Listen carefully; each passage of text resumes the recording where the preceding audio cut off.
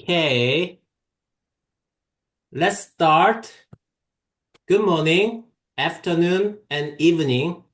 Hola, hello, bonjour, hola. Ni Mhm. hao, konnichiwa, 안녕하세요. And hello all. Welcome and thank you, SynBYSS people, for joining us, the 158th seminar, and I call it a Carnegie Mellon University Day. After a bit more than 1 month of no seminar or conference trip, I embarked on my trip again this week.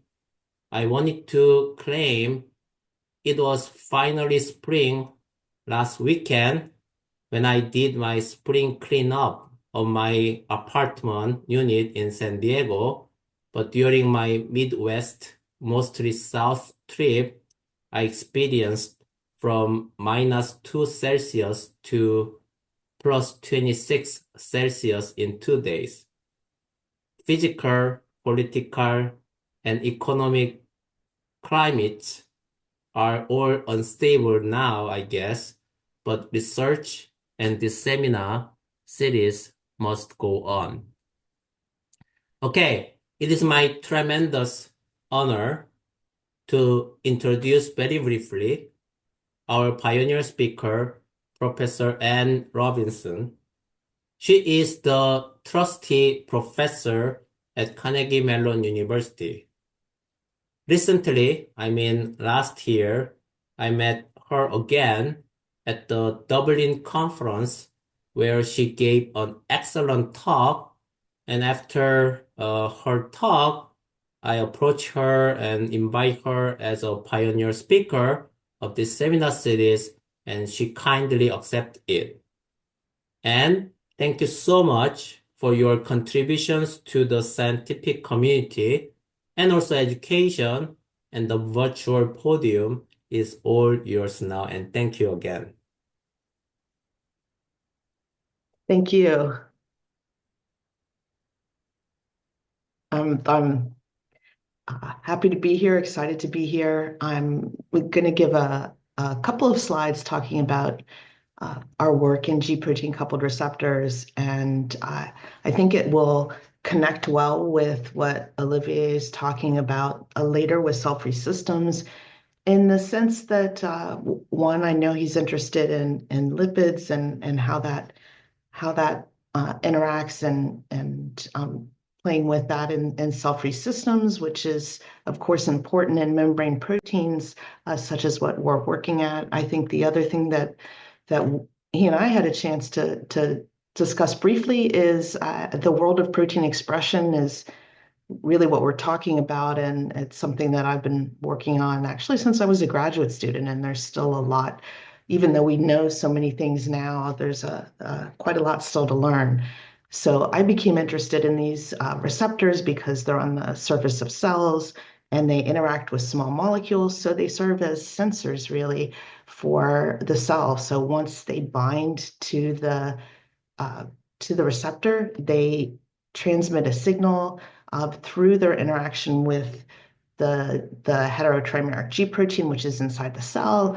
And what you'll see then is a lot of changes in metabolism. And because of their presence on the extracellular surface, it turns out that they're one of the largest classes of drug targets. So many people are, of course, familiar with caffeine in coffee or tea, uh, uh, antihistamines that are present in allergy medicines. These are many people take these all the time, and particularly allergy medicines in spring.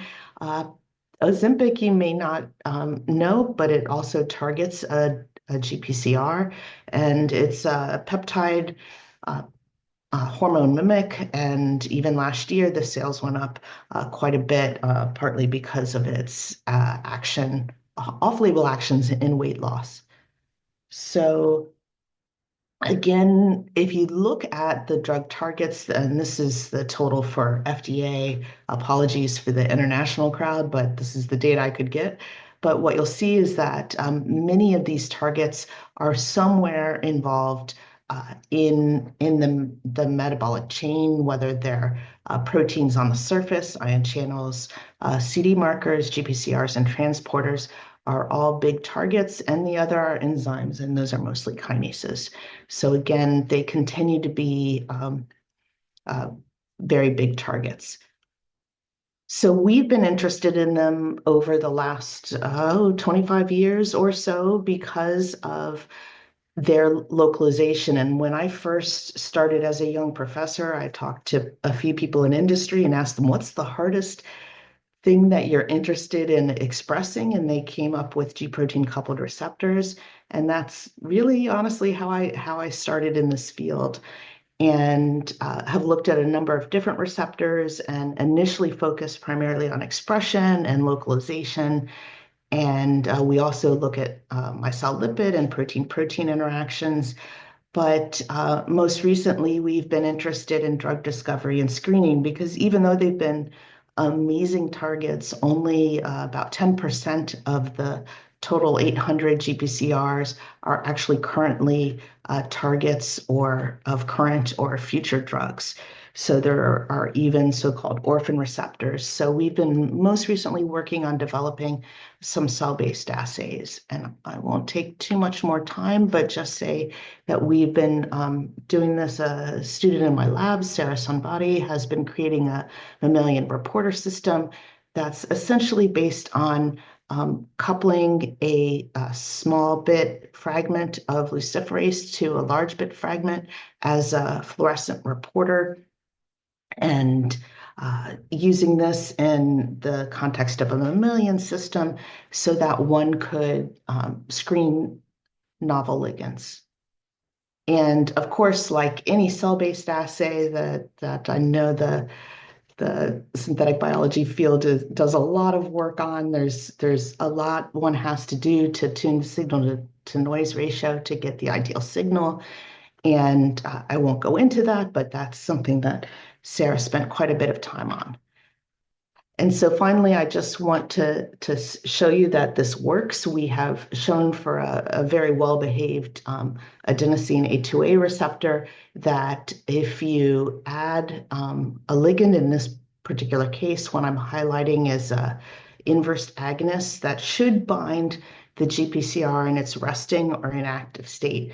And what I'm showing is that the signal in luminescence, once you add the ligand, you see a decrease compared to a vehicle.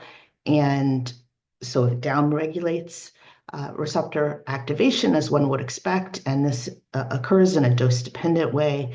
And again, is consistent with stabilizing the complex of the GPCR and its G protein. And so right now what Sarah's interested in doing is using this assay for a couple of key orphan receptors. And so I hope to share that in the future with everyone. And thank you again. Thank you, Tae-Suk. And I will pass the podium back. Thank you so much. Excellent talk. I believe, now, after, a couple of decades of synthetic biology or engineering biology, I believe we need to deliver some real product. And I believe your research, has huge potential to make research into the market. And then I'm really glad, to, have you today. And then that's seeing, some potential, real translation, that happening, in the field. So thank you so much for your contribution to the community. Thank you. Okay.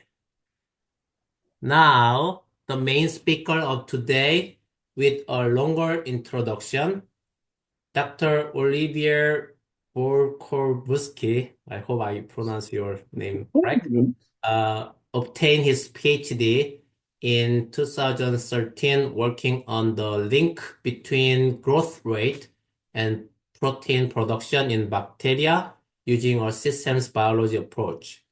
After his PhD, he used synthetic biology approach to couple cell physiology and protein production using molecular logic gate at Stanford University with Professor Duru Andy. Also worked on cell-free protein production method at Imperial College London with Tom Alice, and also developed a method linking cell-free and machine learning to maximize in vitro protein production at Genopole in Évry, France, with France Professor Fallon, and also implemented automation approaches in biology and optogenetic tools for the design of synthetic circuit in yeast at the Pasteur Institute with Dr. Bett that is his very interesting international research activity. In 2021, he took the position of INRAE researcher, and his current research at in Michaelis focuses on the use of cell-free method to study non-cultivable organism from the gut microbiota. From his PhD to his current project, as you can see, he covered many interesting different projects. His research activity have focused on the intertwined relationship between protein production and cell growth, resulting from the optimization of resource allocation in bacteria. Olivier, thanks so much for your time today, and please take it away. It's all yours now. Thank you. Thank you very much. Very nice introduction. Thank you so much. So I will share my screen here. I hope you are seeing it. Yeah, wonderful. Okay. Perfect. Okay, so let's go. So thank you very much for the introduction. And so today I will focus on one part of my research, which is the maximization of production in cell-free system, both the maximization of protein production and mRNA production based on active learning. So to put a context of where I'm working now as a permanent researcher, I'm as secretary in INRAE, and especially in a research unit which is called Michaelis, which is in Paris area, so near Versailles in France. And we are microbiologists working on pathogenetic microorganisms, microbiota, and synthetic and system biology. We are around 300 people, and we have in common this interest of working on microorganisms. So for my presentation today, I will talk about the maximization of production in cell-free using active learning. So first, I will do a short description of what is a cell-free system in my projects, because there is many cell-free systems. Then I will describe a work on maximizing protein production, then maximizing mRNA production, and have a small presentation of the resource competitions that happen in mRNA versus protein production in these systems. So what is the composition of a cell-free reaction as I use it in my lab? It's a system based on the lysates. Us, we work mainly on the lysate of E. coli and Bacillus subtilis. The work I will present today is about the lysate of E. coli. So the first part of the cell-free reaction is the cell extract, the lysate, which contains all the elements from the cytoplasm. Then we complete it with a buffer reaction containing amino acid, nucleotide, energy source, everything necessary to improve the protein production. And then we just add the DNA plasmid or a linear DNA to express a gene of interest or a circuit. So the full system, the full metabolism, big part of the metabolism is still working. The transcription and translation are still there, and even the protein folding. So all the results I will present are based on the superfolding GFP or different kind of GFP, but they don't really need the protein folding system, but still it's in the reaction. So basically you have here an open system in which when you have prepared your all reactions, you just add your DNA and you can produce mRNA protein. The degradation is still there. The transcription, all the elements for transcription and translation are activated. So for the first part, the cell extract, the lysates, how do we produce it in the lab? We grow the cells until we reach exponential phase. Then we centrifuge and wash with a buffer. And then we lyse using a sonicator. You can do it with chemical system or French press. But us, we use a sonicator to destroy the membranes. And then we centrifuge to get rid of the debris. And we take the supernatant that we put them doing an hour at 37 degrees to do what we call a runoff reactions that allows to get rid of the residue of DNA, to finish the translation if there is some not free ribosomes, to freeze the polymerase also. And then after this 1 hour, we stop the lysate that we can then supplement with energy solution and buffer when we want to start the reaction. So in this system, like I said, the whole transcription translation and ATP regeneration is working. In the buffer, there is different elements. Most of them are there to improve translation and regenerate ATP. But there is also a pH buffer, the PEG, that we use to densify a little bit the reaction and increase the probability of the machinery to meet DNA or mRNA. And so most of it is there to maximize the transcription and translation processes. The reaction we do, they are in 1 to 20 microliter volumes in 384 well plates, and now we try to move to 1,536 well plates. So this is quite handy because we have an open system, so we can put whatever DNA sequence or even purified proteins that we want in the cell-free. And also we can parallelize a lot of reactions in one set of experiments. So this is just to show you over time how it looks like in terms of mRNA concentration and protein concentration. So on the top, you have the mRNA concentration as a function of time. So you can see that you have a fast increase, then a little bit of a plateau, and then a decrease when you have the degradation of your mRNA. And in the translation, because we use very stable proteins, you have just an increase and then you reach a plateau. And after around 8 hours, because it's a batch culture and we don't renew the mix, you stop your production. There is a lot of a system with bacterial system with which you can do cell-free lysates. So we use mainly E. coli, and we work also on Bacillus subtilis. But as you can see now, there is a collection. I think it's bigger even now, the number of cells you can do cell-free with.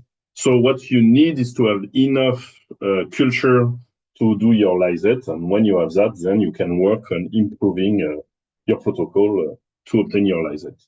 And you can also do lysate with eukaryotic cells, with so yeast, plants, human cells. So this is you can even buy your lysate right now.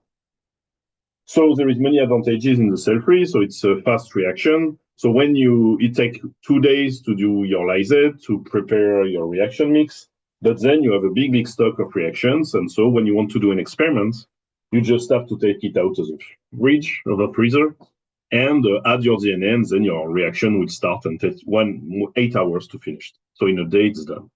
You don't need to transform. It's an open system, as long as we don't re-encapsulate it. There is no GMO involved. There is no interaction with the living host because your cell is dead. So no effector burden, no mutation over time. You can decouple effects because you will see in previous work, we managed to separate what we call the metabolic burden from the production burden by comparing different complexity of cell-free and with the living cells. You work in very low volume, so you can automatize you will see I use an echo machine to distribute my reactions very quickly, so it's very efficient. And you have a higher level of control compared to living cell. You can put the amount of DNA you want. You can play on the composition of the reactions, and you can even work with linear DNA. So today, there is a lot of application for cell-free. So historically, it was used to find the codon, the genetic code. and to work on the metabolisms. So in the 60s, some time ago.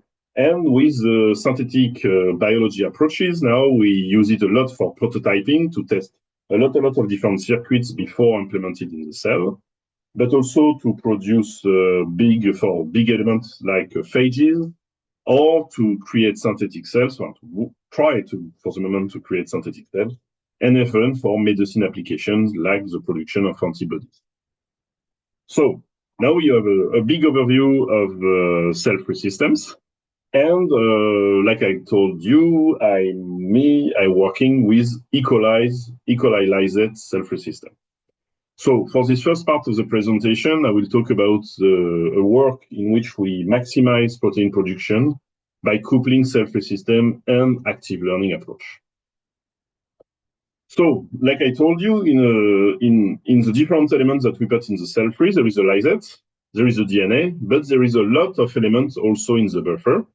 And so in this first work, what we decided to do is just test a combinations of different concentration of each element of the energy mix, energy solutions that we add to the cell-free. So just for concentration per element. And just by doing that, we managed to have a combinatorial space of more than 4 million compositions. And the question was, can we improve the protein production without improving the price? So the maximum concentration of each element was one of the reference compositions. And can we also predict the good and the bad production of proteins based on compositions? And eventually, can we find the parameters that impact the most protein production in cell-free? So first, what we decided to do is just to define what we will measure. So we just use all the time the same plasmid DNA with the fluorescence, and we define what we call the yield, which is the fluorescence of the plasmid in a well minus the autofluorescence, which is the same but without the plasmid, because the lysate, the cell-free reaction can express some fluorescence on its own. And we divide it by the fluorescence of reference, which is all the elements at the maximum concentration minus the same autofluorescence. And so because there is so many combination, 4 million is way too much to be measured with our equipment right now. We decided to use an active learning approach with Jean-Loup Follon and Mathilde Koch, which was based on a neural network designed by Mathilde. So the idea was first to use an initial training set. So it's a defined set of composition that we gave to the models in order for the models to give us new instruction in which direction to go in our 4 million possibilities to improve protein production, but also to have a better prediction of what can be the protein production based on a given composition. So we had the model giving us instruction. We used the NECO machine to distribute the different composition in 384 well plates. Then we let it overnight during 30 hours. And the next day, or after 8 hours, we measure the GFP using a plate reader.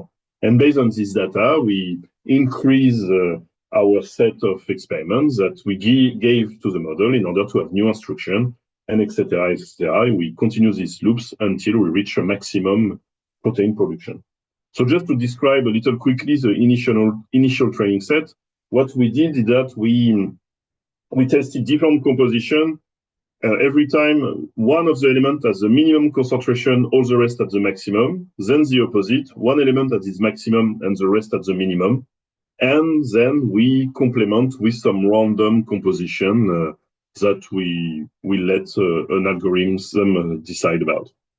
So this was the 102 composition we first gave to the model before the loop. So here we can see the results of the different iterations. So the first one, we already had a nice increase in the yield of around 4 times. And over the iteration, we managed to go to 30 time increase in the yield. But after 7 iterations, even when we force the model to go in area of the compositions that were not able to predict well, it was not possible to get a yield higher than this 30 time increase in yield. So we assume that we were in a general maximum, even if it's always complicated to prove that you have the maximum of the maximum. But at least we were able to increase our yield by 30 times. Then we also check if we were able to predict correctly the protein production based on the compositions. So we compare their square between a given composition and measured the composition and the prediction. And over the time, we managed to have a very nice prediction of the proteins. We also use a material information score to find out which element was the most important, has the most impact on protein production in the different composition we test. So we test more than 1,000 compositions. So we were able to have a large diversity of buffer composition and level of protein production. And we saw that some elements, in fact, had no impact on our protein production, like the tRNA, coenzyme A, NAD, or folinic acid. And we assume that it's because, for example, for the tRNA, it's already present in the cell-free and it's recycled over time. And so you don't need to add more to your mix. But some elements like the magnesium, glutamate, potassium glutamate, amino acids, spermidine, 3-PGA, and NTPs were very, very important. And we tested that also with different lysate done by different people using the same strains, but different batch of lysates. And it was always the same elements that were important to the protein production. So at the end, we had more than 1,000 cell-free composition. We managed to order them by yield, and we saw that some elements are important at very high concentration, like amino acid and NTPs were expected, but also the magnesium and potassium. But some of them more at an intermediate level, or even quite a low level, in fact, for the 3-PGA and the spermidine. So to conclude on this part, we managed to improve the production of a homemade cell-free reaction with a BL21 strain, so the classical strain, not an improved strain or anything, but just by changing the buffer, we managed to improve the production. And we also provide a way to have a nice prediction of protein production in a batch, in a cell-free batch. We also highlight the critical parameters involved in protein production, which were magnesium, potassium, amino acid, NTPs, but also spermidine and 3-PGA. And now the method can be used to improve different bacterial cell-free systems. Okay, so now we have the maximization of protein production, but for a new project, we wanted also to maximize the mRNA production. In fact, the idea it's we not show you this. We show you the maximization, but not what we are using it right now. But the idea is to express full genome in cell-free and have sufficient amount of mRNA to do RNA sync approach. So here, in this part, we maximize the mRNA production by the same method. So this time we didn't follow GFP. We followed GFP, but also the mRNA level using a malachite aptamer, which bind malachite green elements to fluoresce in red. And so we were able to measure in red the mRNA level and in green the protein level.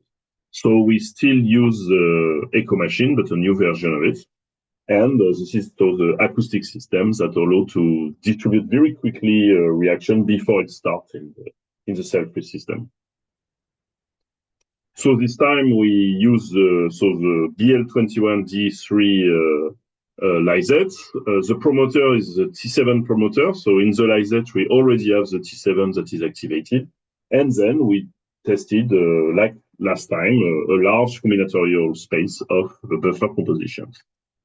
This time it was around 1 million, and we play on the magnesium. We knew it was important, the potassium, amino acid, even if here we want to maximize mRNA production, spermidine, 3-PGA, NTPs, PEG to change the viscosity of our system. And we even changed a little bit the DNA, but it was very quickly found that the maximum DNA produced the maximum mRNA, which was expected. So for this project, it was the work of Léa Wagner, who is a PhD student in the lab, and Anne Orang, who is working in Jean-Louis Follon's lab. For this approach, this time they choose to initiate the active learning round with a Latin hypercube sampling in order to have a large diversity of buffer to be tested, and also to use a Bayesian optimization approach to learn from one round of experiment to another. And like last time, what we did is that we gave the instruction to the echo machines that distributed the 384 well plates, and then we measure over time the mRNA production, and this have an objective function of maximizing it. And after 10 rounds of active learning, we managed to multiply by 20 times mRNA production and explore around 650 buffers. So here you can see the plates, each of the plates, the 11 plates in fact. So there is an initiation, and in blue you have the low concentration of an element, and in yellow the maximum concentration of an element. And you can see that over time we managed to improve by 20 times the production of mRNA, which is enough to do genome expression. This time when we order the composition by the production, from the low production to the high production of mRNA, we saw that some elements, like the DNA, but also the magnesium glutamate and the NTPs are really important. This was expected for the NTPs and DNA, and it's high concentration of them that produce the more mRNA. Here again, the 3-PGA was the best at the intermediate concentration and not the maximum. And this time, the K-glutamate was really low very quickly. So the model gave us this direction to maximize the mRNA. So here, again, we managed to maximize the production of mRNA in a homemade system. We highlight critical parameters that this time are still magnesium NTPs and 3-PGA as an intermediate level are important, but it's a low concentration of K-glutamate that bring to the maximum of mRNA production. And so this method will be used soon to do cell-free transcriptomic and to express full genome in cell-free and then measure them by RNA. So now what we measure also, just to finish this presentation, in the last experiment, we both measure the mRNA and the protein production. It's just that we had as a purpose, the goal of our approach was to maximize the mRNA, but not the protein. But we still followed what was happening with the protein. So just to re-explain what we did in the two previous studies, we had in both systems, the MG glutamate and NTPs were really important to produce both mRNA and protein. The amino acid was also important for protein production, but not for mRNA production. And the K-glutamate was really important to maximize protein production, where it was really important to have a low concentration of K-glutamate to maximize mRNA. Then the 3-PGA was needed at an intermediate level for both, and the spermidine was not impactful for the mRNA production, but was important for protein production. So in fact, when we show the same data as before, but this time on the last line, you have the protein yield in comparison with the mRNA yield, what is just above. You can see that at the beginning, when you have a low mRNA production, you have quite high protein production, but it's quite diverse. And when we arrive on the right to the high mRNA production, you begin to have less and less protein to be produced.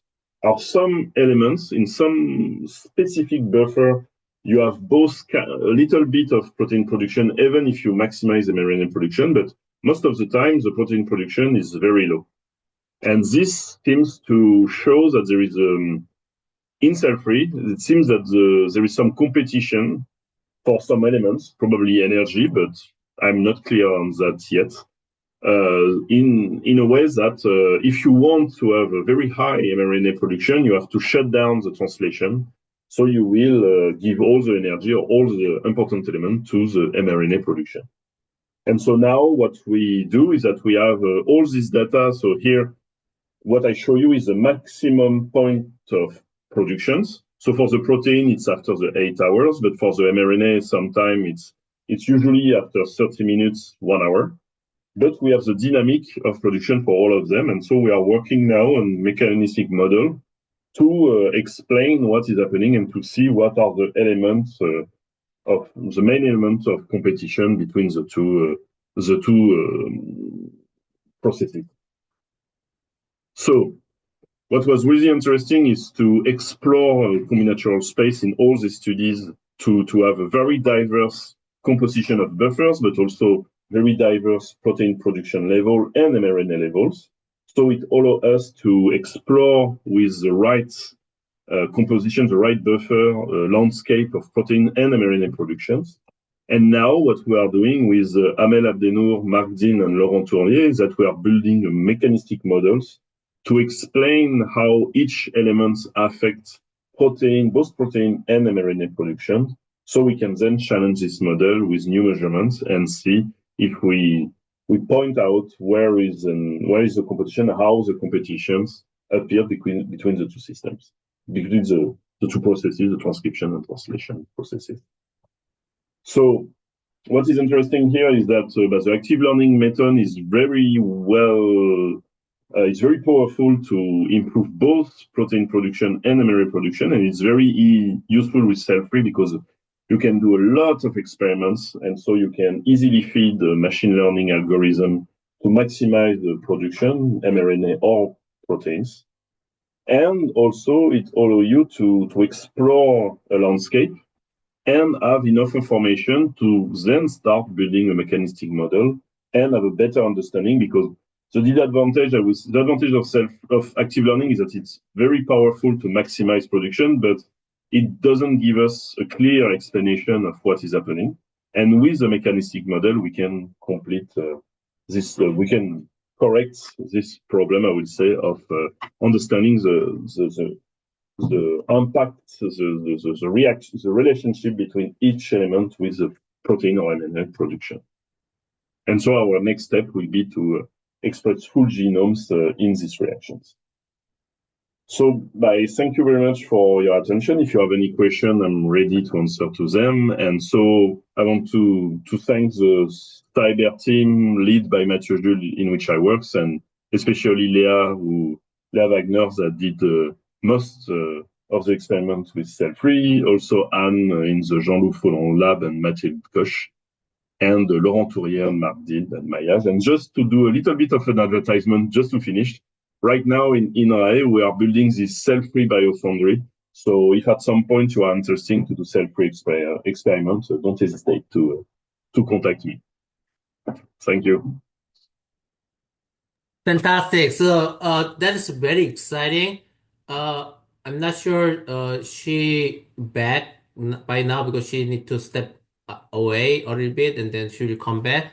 Uh, I'm not sure she's come back. But let me start with some questions. This is excellent presentation. I love it, especially the fact that you use some data set generation and then use active learning and then not stopping there. That's my favorite part. And then you wanted to build the real mechanistic model because in that way we could have the more insight out of that model and then there. So my question is, so now a lot of people using so-called machine learning, AI, active learning, and then gigantic, data generation, and you show, at the end of the slide, sort of, foundry type of, large scale, data generation. So the question I have is, this is kind of after many different discussion with, many different people in biology or physics. We are doing biology, but still biology is too messy or too complex. And then, what I wanted to do entire my career was to try to find or identify real basic principles Mhm. that govern entire biological process. And then some may say we are not doing engineering, we are just doing art. Ah, But now I'm more optimistic because of machine learning, those kind of model. Potentially we may find some principle that govern entire biological process. But I want to hear from you, your perspective regarding the point I just made. Mhm. What is your view, the future? Let's say 20 years from now or 30 years from now, will we have real predictable, Mm. even one equation that predict expression level of any system? But it's true that it's true that the advantage of what I'm working with now is it's way simpler than the living cells. We don't have the growth rate feedback. We don't have all the reaction. In fact, the adaptation is dead in my system. So Ah, what I hope is that in the future we will be able to have like a little bit of an intermediate between the simplified system I'm working with now and the very, very complex cells. So the advantage is that there is many teams working on simplifying, reducing the genome, simplifying the cells. Many teams also working on recreating the cell from the beginning. right. And me, I'm kind of in the in between with that. So I see that now with the cell free, we are able to do very nice prediction, but it's very simple. So it's we need a lot of data to already predict something simple, and we don't totally understand it, Mhm. but it's possible. So it's a for me it's a proof of concept that it's possible to predict. So I'm Ah, quite positive on that, I see. and and then I hope that in even 5 years we will be able to have so many data of good quality, because it's also what is important. I realize is that when you are working with cell free, in fact, with even a few data, you can manage to teach an algorithm to be very efficient to predict. But you have to find the right combination, the most informative combination to to train it properly. So I think the idea is to for in my head it's to use those system, or to use simplified cell with minimal genome to find the right information we need to then understand the more complex cells. So I hope at some point we'll be able to do real quanti so to quantify very nicely, at least in bacteria, because the rest I'm not an expert. Mhm. But at least in bacteria, I hope we'll be able to have the right value of each parameters we need, the good data of at least the most known bacteria in the right conditions to be able to predict well. The only point I don't know yet is I'm not working on adaptability for the moment. Ah, I'm not able to predict, for example, the burden, the mutation rate or things like that. And this is important also in living cells. So I think predicting a synthetic circuit, the production of a synthetic circuit for a few generations, this I'm quite confident, and in 5 years we'll be able to do it, or 5, 10 years. mhm. But the evolution of the circuit over time, I don't know. Sure. Okay, that is the excellent answer. I clearly know because my colleague at JCVI, John Glass, I mean, or some other people try to build real synthetic cell Mhm. using, cell-free system and also the membrane, and then all together combine, and then wanted to build real synthetic cell, and then I'm not sure that when that gonna be really happen, but I also kind of seeing every day, I mean, just the progress. So this is kind of pretty exciting. But you are right, using San Francisco system, the prediction might be much much more accurate because you don't need to deal with the evolution. That is probably make living system interesting, but at the same time very complex. So that's a great one. Let me check whether we have question from audience. Uh, okay, not yet. And are you did you come back? Probably she's not yet. So she said she need to step away a little bit and then come back later on. But let me ask one more question. So I I mostly done so far the cell system rather than cell free. The reason was one reason was the scale up. Mm, Scale up problem. So I mean, we already showed scale up is possible because what I'm saying is, I mean, the COVID vaccine, the RNA vaccine, actually that is a scale up product, to make the entire, the world, those company actually provide the vaccine. mm, mm, So the thing is, self is still very expensive to make commodity chemicals or if you're talking about medicine, you could make the something out of the cell-free, but commodity chemical. So yes. the question I have is how you gonna, so I believe your project is part of making more production, that means the cost down. But what more challenge we need to overcome to make cell-free become real standard, production platform, even for the cheap chemicals? But there is a lot of work done by Michael Jewett or Vincent Noirot on the cell-free system, and me, I never. In fact, it's funny because I try to go down. I try to have even smaller reactions so I can test a lot of different construct, design, or composition. But there is in part of our biofoundry people who try to go to the liters reaction level of cell-free. Mhm. And that it's true, it's quite expensive, especially with my reaction because I use 3-PGA, which is quite expensive. Mhm. But there is nothing stopping us to use glucose and to have a full metabolism working. Mhm. And because every element of the pathway is there, so the question is how to now, a next step could be, that could be really interesting, is to not only optimize protein production, but co-optimize the metabolism from glucose in order to produce the ATP from it.